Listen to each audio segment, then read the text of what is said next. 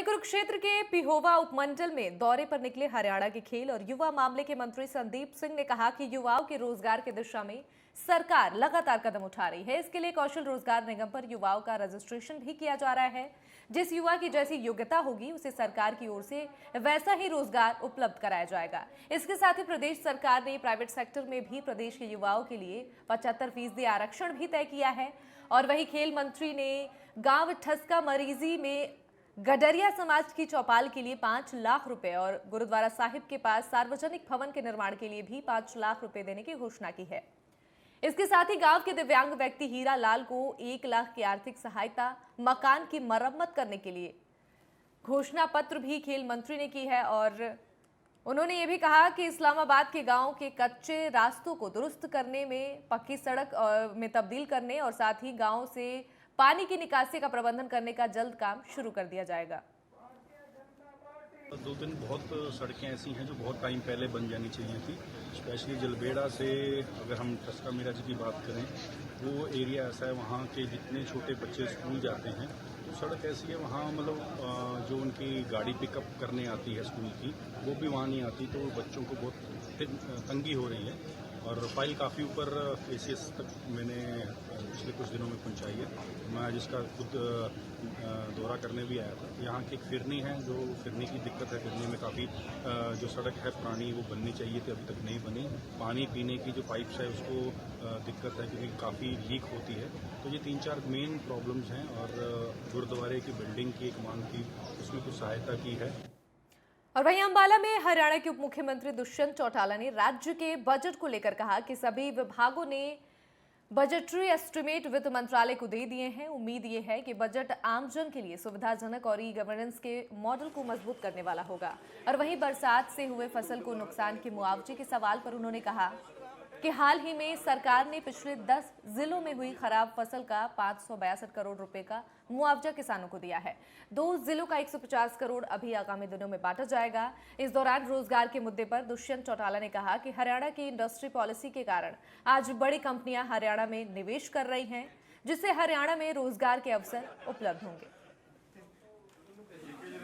Already अलग अलग विभागों ने अपनी ओर से जो उनके बजटरी एस्टिमेट्स हैं उनको फाइनेंस डिपार्टमेंट को दे दिया है। और मुझे पूरा विश्वास है कि इस साल का जो बजट होगा वो आम जन को बेहतर सुविधा और कैसे ई गवर्नेंस के मॉडल को और मजबूत किया जाए उसके प्रति महत्व रखेगा।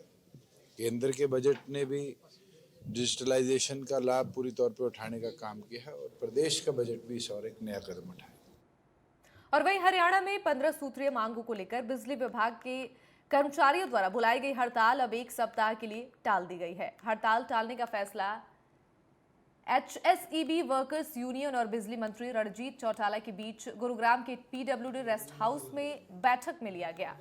अपनी 15 सूत्रीय मांगों को लेकर हरियाणा स्टेट इलेक्ट्रिसिटी बोर्ड के कर्मचारी पिछले लंबे समय से सरकार से मांग कर रहे थे, जिसमें मुख्य मांगे कच्चे कर्मचारियों को पक्के करना, समान काम समान वेतन, सभी कर्मचारियों को महंगाई और वर्दी भत्ता देना, कर्मचारियों की सुरक्षा के लिए इक्विपमेंट्स बढ़ाना। लेकिन इन मांगों को लेकर कभी भी सरकार और कर्मचारी यूनियन के बीच सहमति नहीं बनी और मंगलवार को 1 दिवसीय प्रदेश व्यापी हड़ताल का ऐलान कर दिया गया।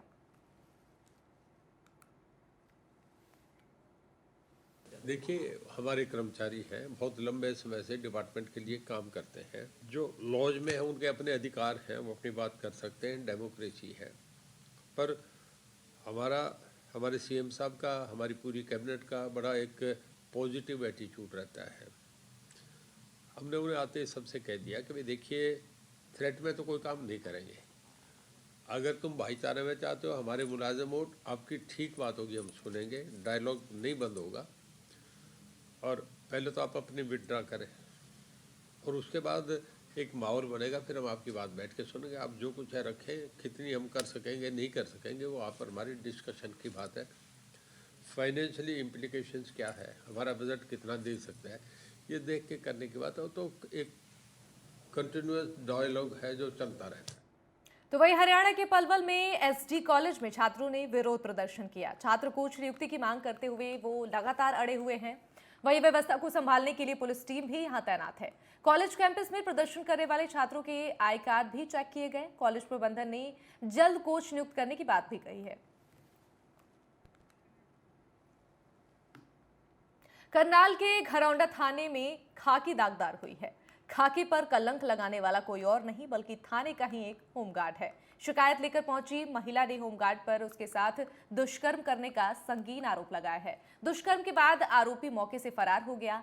पीड़िता ने घरौंडा डीएसपी के आरोपी के खिलाफ कार्रवाई की गुहार लगाई है। डीएसपी ने महिला को मेडिकल के करनाल भेज दिया है। पुलिस ने आरोपी होमगार्ड के खिलाफ मामला दर्ज कर जांच शुरू कर दी है।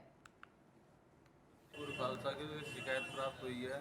गुलाब ने भी उसके साथ कोई गलत काम किया है, जिस मामले में एफआईआर दर्ज कर दी गई है और जांच की जा रही है। ये गुलाब थाना परिसर के अंदर इस तरह का मामला अपने आप में सनसनीखेज नहीं, है। थाना परिसर के अंदर नहीं, उसको बाहर वो मिला था और उसको बाहर कहीं पीछे के रास्ते किसी उसमें लेके गया कंटर कमरे में जी, तो उसकी जाँच की जा रही है। गुलाब कौन है सर? ये गुलाब होमगार्ड में एक हमारा जवान है जो होमगार्ड में नौकरी करता है। तो गिरफ्तारी होगी सर?